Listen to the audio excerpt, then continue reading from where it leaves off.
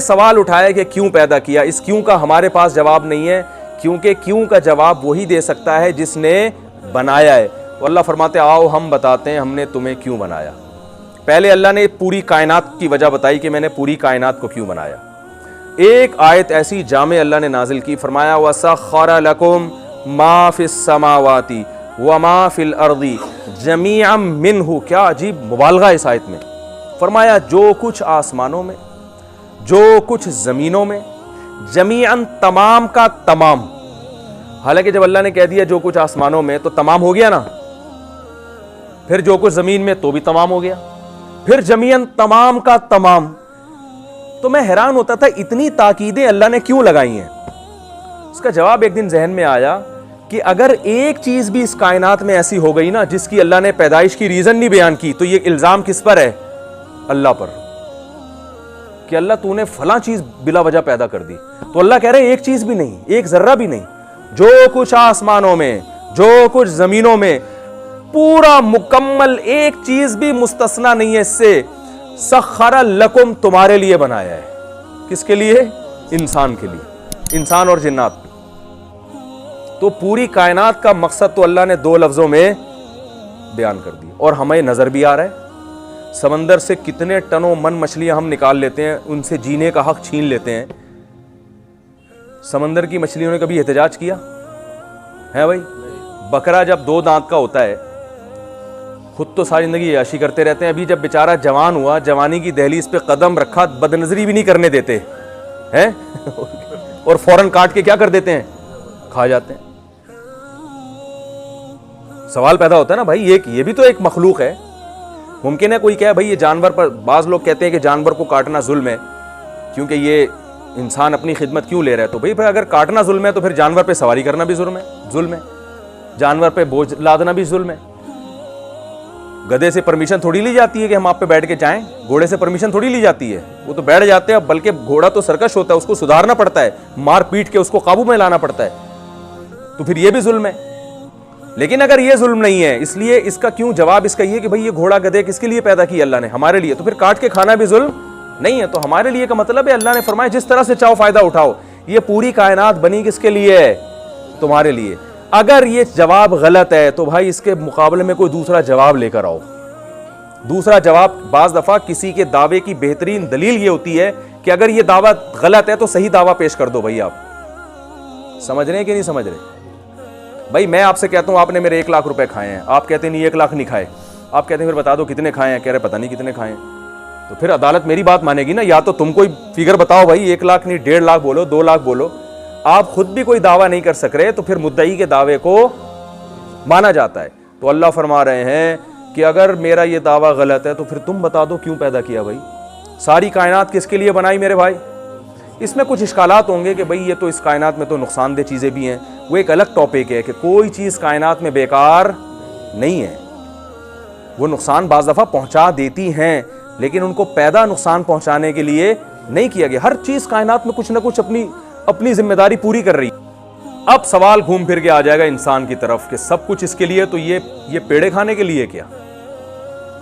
जो आदमी मजहब को फॉलो नहीं करता वो अपने अमल से बताता है कि सारी कायनात मेरे लिए और मैं, अभी जो मैंने लफ्ज़ बोला है उसको रिपीट करें ना भाई। जो नाइट क्लब में जा रहा है, जो शराब पी रहा है, जो नमाजें ज़ाया कर रहा है, वो अपनी मनमानी ज़िंदगी, खुलासा ये कल्चर को फॉलो कर रहा है, अपनी मनमानी ज़िंदगी जो गुजार रहा है, तो बज़बान हाल कह रहा है कि अल्लाह ने सारी कायनात को मेरी खिदमत के लिए लगाया और मुझे किसके लिए? पेड़े खाने के लिए। जैसे जंगल में कुछ लोग जा रहे थे ना, मशहूर वाक़या है भाई, लकड़ियाँ कौन जमा करके लाएगा? सब, एक ने कहा मैं। भाई आप ले आओ। नहीं मैं ये काम नहीं कर सकता, मुझे कोई तकलीफ़ है, बोझ नहीं उठाया जाता। अच्छा चलो फिर आप ऐसा करो कि आप जो है ना प्याज काट देना। प्याज काटने से भाई मेरे आंखों से क्या आते हैं? आंसू आते हैं। चलो आप ऐसा करो आलू काट देना। आलू काटने से मुझे एक दफ़ा ज़ख्म लग गया था तो मैं आलू तो नहीं काट सकता। अच्छा फिर आप ऐसा करो कि चूल्हा जला दो। भाई चूल्हे जलाने में, फूंक मारने में फूंक निकल जाती है आदमी की। मैं कोई सिलेंडर थोड़ी हूँ जो इतनी फूके निकालूं। तो सारे, कोई भी काम नहीं कर रहा, वो अपनी जिम्मेदारी पूरी नहीं कर रहा, लेकिन जब खाना लगता है तो आके बैठ जाता है। तो ऐसे आदमी को कहते हैं ना क्या तू पेड़े खाने के लिए आया यहाँ पे? एक दफ़ा जब करेगा, 2 दफ़ा करेगा, तीसरी दफ़ा जब करेगा तो ताना क्या मिलता है? ओ भाई तू यहाँ पेड़े खाने के लिए आया, काम तो कोई करता नहीं है।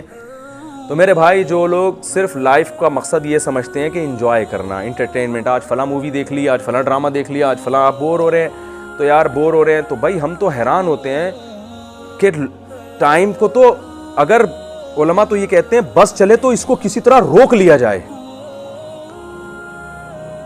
किसी तरह रोक लिया जाए। तो आप सोचो कि जिनके ये जज्बा हो कि किसी तरह टाइम को रोका जाए, जो मकसद हयात को पहचान लेते हैं ये जाया हो रहा है, तो वो जब ऐसे लोगों की बात सुनेंगे जो कह रहे हैं यार टाइम गुजर नहीं रहा, तो कितनी हैरानगी की बात होगी कि नहीं होगी। यानी लोगों का मसला ये कि टाइम पास नहीं हो रहा। तो भाई अगर आप मकसद हयात को पहचान लो तो आप कहोगे ये पास हो क्यों रहा है, ये रुक क्यों नहीं जाता, अभी तो बहुत सारे काम हमने करने हैं। समझ में आ रही है बात कि नहीं आ रही है? लोग कहते हैं टाइम पास नहीं हो रहा, तो अहलुल्लाह क्या कहते हैं कि टाइम पास हो क्यों रहा है, ये रुक क्यों नहीं जाता, अभी तो बहुत सारे काम मरने से पहले हमने करने हैं, काश ये वक्त किसी तरीके से रुक जाए। टाइम याद रखो, जो ये कहता है ना पास नहीं हो रहा, वो बहुत बड़ा बेवकूफ है। उसे कब्रिस्तान ले जाओ, उसे दिखाओ कि भाई इनका टाइम पास हुआ था तो यहां तक पहुंचे हैं ये, तो आप भी यहां पहुंचोगे। क्या ख्याल है, पहुंचेंगे कि नहीं पहुंचेंगे? आप कहें हाँ मैं पहुंचूंगा, तो क्या टाइम पास हुए बगैर पहुंच जाओगे या पास करके पहुंचोगे? तो टाइम पास हो रहा है तभी तो कब्र में जाओगे, तो टाइम तो लाजमी पास हो रहा है। हाँ, ये टाइम अच्छे काम में पास हो रहा है या बुरे काम में। तो अब क्या होता है कि लोग क्या करते हैं, भाई टाइम पास नहीं हो रहा तो गाना सुन लिया, वो फलाने की गीबत कर ली, और चलो यार डब्बू में जाके स्नूकर क्लब में वहाँ जाके वो 2-2 घंटे वो उसको शॉट मारते रहते हैं बैठ के, और बस वो एंटरटेनमेंट। मकसद हयात क्या है? बाकी ये जानवर इसके लिए मुसख्खर हो गए, जब चाहता है इसका दिल चाहता है मछली खाने को चला जाता है, होटल पे मछली खा के आता है। उस मछली को कितनी टेंशन से निकाला होता है, वो कैसे मौत के घाट उतारा होता है उसको। जब चाहता है बकरे की चाँपें खाने चला जाता है। तो ये बकरे की चाँपें आसानी से थोड़ी बन गई हैं, इसके लिए बकरे का खून बहाया गया है, उससे जीने का हक छीना गया है। लेकिन बकरे को ना हड़ताल करने की इजाज़त, ना एहतजाज करने की इजाज़त। गाय घास खाती है, दूध कौन पीता है भाई? भैंस से सारी जिंदगी दूध निकाल के जब वो हड्डियों का ढांचा बनती है, तो होना तो ये चाहिए था एहसान का बदला एहसान। माएँ कहती है ना मैं दूध नहीं बख्शूंगी, कहती है ना, क्योंकि दूध पिलाना माँ समझती है मेरा सबसे बड़ा एहसान। तभी हम इस ताने से बचते हैं कि यार माँ ने ये ताना न दे कि दूध नहीं बख्शूंगी। जैसी माँ बूढ़ी होती है उसकी खिदमत करते हैं, अम्मा तूने मुझे बचपन में दूध पिलाया, मानते हैं ना, कैसी खिदमत करते हैं उसकी जनाब, बस भाई खिदमत करते हैं, भाई इसने हमें दूध पिलाया। और माँ भी ये ताने देती है मैंने दूध पिलाया तुझे। लेकिन भैंस तो ज़्यादा दूध पिलाती है भाई, क्या ख्याल है? माँ 1 पाव पिला देती होगी, आधा किलो पिला देती है, भैंस तो रोजाना 20-20 किलो पिला रही है। क्या ख्याल है भाई? और उस दूध में तो मक्खन और दही भी बन रहा है, और पता नहीं क्या क्या, देसी घी अलग और पनीर अलग। और तभी तो हिंदू लोग, भाई माजरत के साथ हिंदू लोग क्या कहते हैं कि भाई जिस गाय ने तुम्हारी इतनी खिदमत की है तो वो माँ है ना वो तुम्हारी। अकली लिहाज से तो बिल्कुल ठीक बात है ये। तो भैंस सारी जिंदगी दूध पिला पिला के आपको, और माँ तो बेचारी 2 साल तक पिलाएगी, भैंस तो मरते दम तक भी हकीम कह रहे होते हैं इसको गाय का दूध पिलाओ भाई कह रहे होते हैं ना। क्या ख्याल है, भैंस का पिलाओ गाय का पिलाओ? वो अलग बात है, भैंस इतना नहीं पिला रही, गवाला उसमें वो खुद ज्यादा पिला रहा है आजकल। तो जब वो दूध देना बंद करती है, होना तो ये चाहिए था अब उसकी खिदमत की जाती, उससे दम कराया जाता, वो बुजुर्ग बन चुकी है, फौरन सोहराब गोट में उसकी तश्कील हो जाती है। मैंने खुद वहाँ बुड्ढी हड्डियों निकली हुई अंचर पंचर जिन भैंसों के ढीले ना किसी काम की नहीं थी, ज़बा होते हुए देखी, और फिर वो दुम्बे की बोटी के नाम पे रात को बिखरा होता है, और वो ऐसा टाइट मसाला लगा होता है कि हम दुम्बा समझ के ही कई साल मैंने खाया है उसको बाद में पता चला ये भैंस की है। लेकिन बहरहाल भैंस की और दुम्बे की है तो मज़ेदार ना, हमें क्या करना है, हम तो आम खाने से मतलब है, पेड़ गिनने से थोड़ी है। तो क्या सलूक किया भाई उसके साथ। लेकिन किसी मुफ्ती ने फतवा दिया या कोई अक़वाम मुत्तहिदा या यूएनओ की तरफ से कोई ऑर्डर, ये गलत, ये जानवरों के साथ जुल्म हो रहा है। भाई सब कहते हैं यार इंसान है ना। तो बात आखिर में यही घूम फिर के आती है, जब ये सब कुछ कर रहे हो, इनसे फ़ायदा भी उठा रहे हो, तो आपका भी तो कोई मकसद होगा ना भाई। या आप बस इंजॉय करने के लिए पैदा हुए हो लाइफ को? ये नहीं हो सकता, ये मुमकिन नहीं है।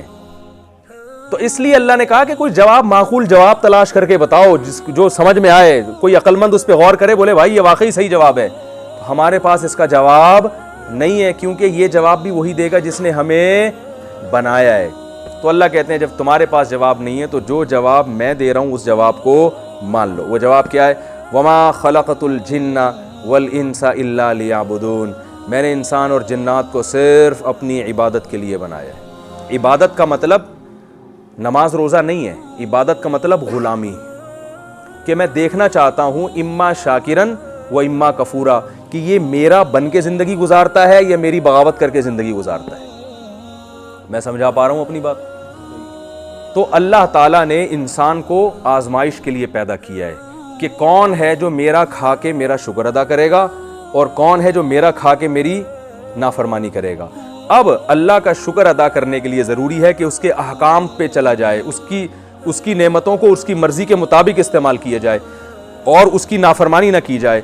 तो मर्ज़ी के मुताबिक जब ही चलेंगे ना, हमें पता भी होगा कि वो चाहता क्या है अपने बंदों से। क्या ख्याल है भाई? तो ये चाहत इस्लाम के अलावा दुनिया का कोई मजहब नहीं बताता। इसे इस्लाम ही बताता है कि अल्लाह अपने बंदों से चाहता क्या है, और इस्लाम के पास इसके मजबूत दलाइल हैं कि ये अल्लाह का कलाम है। दुनिया में कोई ऐसी गाइडेंस नहीं है, कोई ऐसी किताब नहीं है कुरान के अलावा जो आपको बताए कि अल्लाह अपने बंदों से क्या चाहता है। तौरात और इंजील तहरीफ हो चुकी है, वो जब आप पढ़ेंगे तो आपकी समझ में ही नहीं आएगी। वो खुद गैर मुस्लिम मानते हैं, यहूद और नसारा, के ये गाइड नहीं कर सकती हमें।